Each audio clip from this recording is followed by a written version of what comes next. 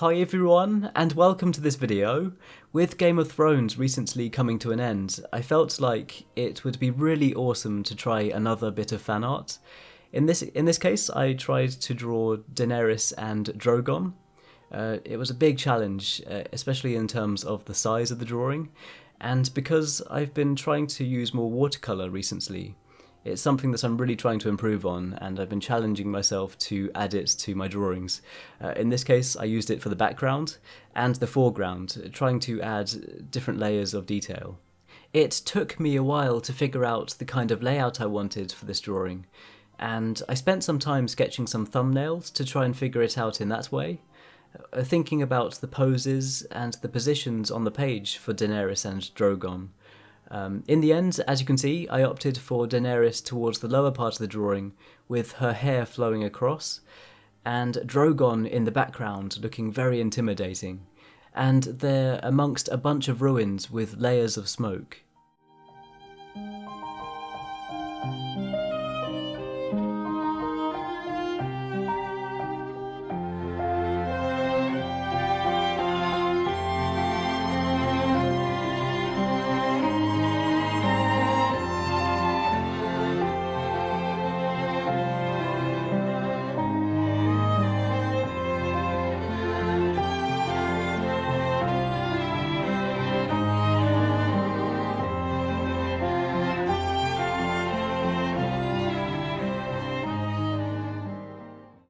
Before I added any paint, I decided to try out a bunch of different options on a scrap piece of paper, thinking about the darkness and the colour that I wanted the sky in the far background to be, whether I wanted it to be really dark, or mid-tone, or a light background. That could work as well.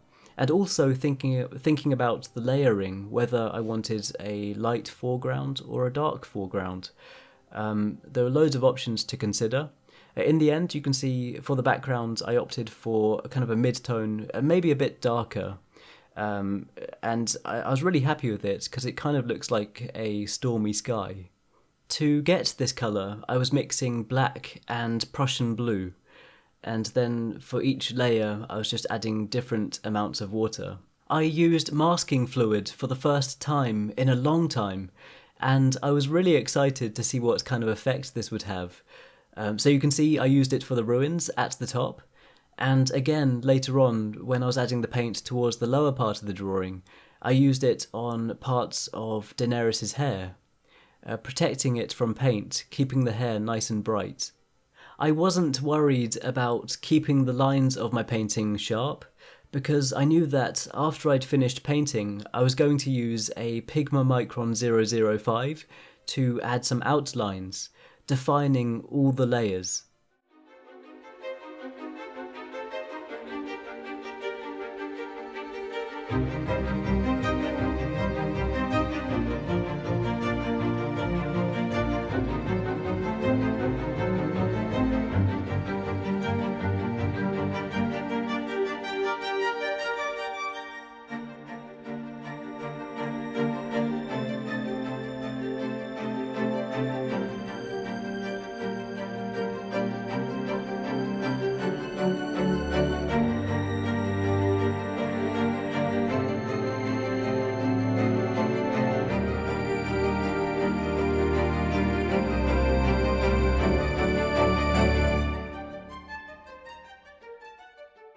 When I was eventually happy with the background and the foreground layers, with all the watercolour and the outlining, I moved on to adding the outlining to Daenerys, and for this I used a Copic Multiliner SP 0.03 and a 0.1. So for the finer lines I was using the 0.03, then for the lines that I felt more confident with I used the 0.1, and I could always go back to cleaning up the lines with the 0.03.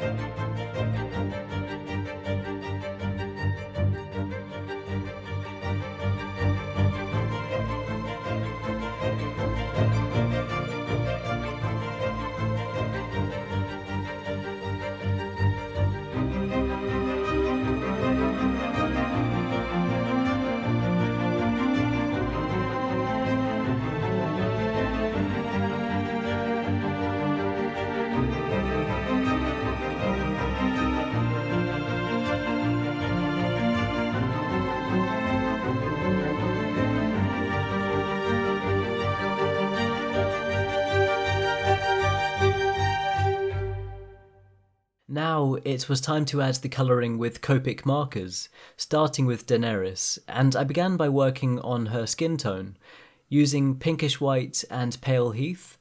These two colours together create a really nice warm tone, and I think I also used a bit of pale pink, and to add any of the shaded areas I used pale grape. For the shading on the eye I used Cool Grey 1 and 3, and for the eye colour I used Prune. And then for her lips I used Rose Red, Pure Pink and Pale Heath. And then to add any highlights to all of these areas, I made sure to use a white GellyRoll pen. I then started adding a bit more shading around her ear and neck with the black and cool grey markers, blending them on top of the previous skin tones. And I also added a bit more pale grape here. My worry was that I was going to make the skin look really grey, so using the pale grape helped a lot. Then after that I added some shading to her hair with Cool Grey 1, 3 and 5. For her clothing I used Cool Grey 5 as a base layer, then I added texturing on top with a white pencil, and then continued to add more shading on top of that, just building up the layers. Then I also added some crimson colouring, using crimson and pure pink markers, along with a Crimson Prismacolor pencil. And I just continued the same method, using Cool Grey 5 as a base layer, then adding details with a white pencil, and then finally adding more shading on top of that.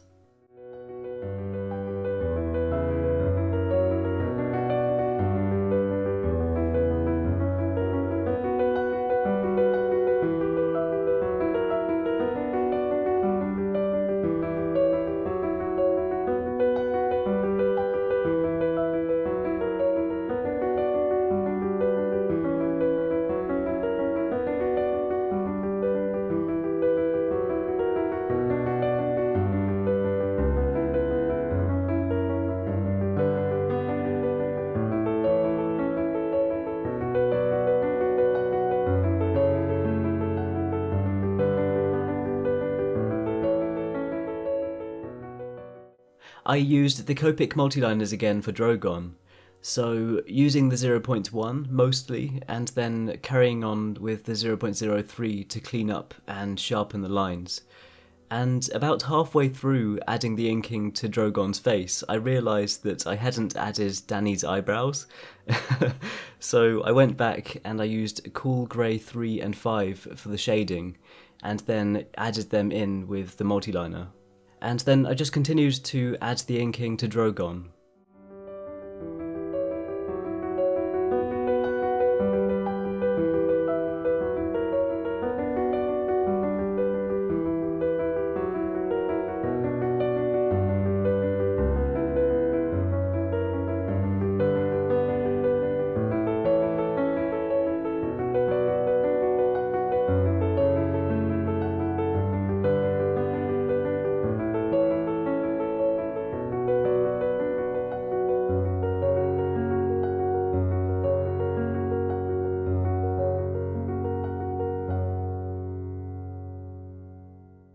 For colouring, I started with Drogon's body, with a base layer of Cool Grey 5. Then I also added dark shading to the underside of the wings with black and Cool Grey 7, and a bit of 5 so that I could add some crimson colouring on top.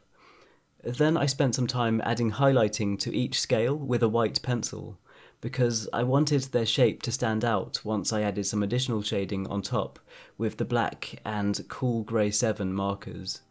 So this is similar to the way I added the shading and the colouring to Daenerys' clothing, with the base layer of Cool Grey 5, then using the white pencil to add the details, then adding additional shading on top of that. Then, after this process was completed, I added brighter highlights to some of the scales with the white GellyRoll pen. For Drogon's face, I added the same base layer with Cool Grey 5, and followed the same process with the scales and the shading. Then for the eye colour, I used brown and buttercup yellow, and added the shading and highlights as well to make them stand out. And I also added a bit of crimson colouring to the face, around the eyes and the nose. Inside the mouth I used rose red with black and cool grey for shading. Then I added a hint of yellow to the teeth with buttercup yellow, and just continued to add more shading and highlights. The contrast between the shading and the highlights, especially in this area, really helped to add depth. For the horns I used cool grey 1 and 3, a bit lighter, so it gives a nice contrast outlining the head against the darker background. And then I also added bright crimson colouring between the spikes on top. After that, I carried on refining some of the outlines, and I decided to add thicker outlines to her hair, giving her hair more definition so it stands out in front of the details in the background. Then, for the last part, I added some effects with the white pencil and the white pen, and after that, this drawing was completed. And overall, it took about 18 hours, I think, so it was a very large project, but I had so much fun. I think in the end it might have taken longer, since I spent quite a lot of time sketching and thinking about ideas, and I just found the whole process really enjoyable, so I really hope you enjoyed watching this video. Be sure to let me know what you think of this in the comments below, and also let me know if you have any suggestions for future drawings you'd like to see me try. If you want to keep updated with my videos, then feel free to subscribe, and any thumbs up or shares on this video are hugely appreciated. If you want to follow and support my progress, then be sure to check out the links in the description for my Twitter, Facebook, Instagram and Patreon. And once again, thank you so much for watching, and thank you so much for the support. I really appreciate it. And I hope you have an amazing day, and I'll see you all soon.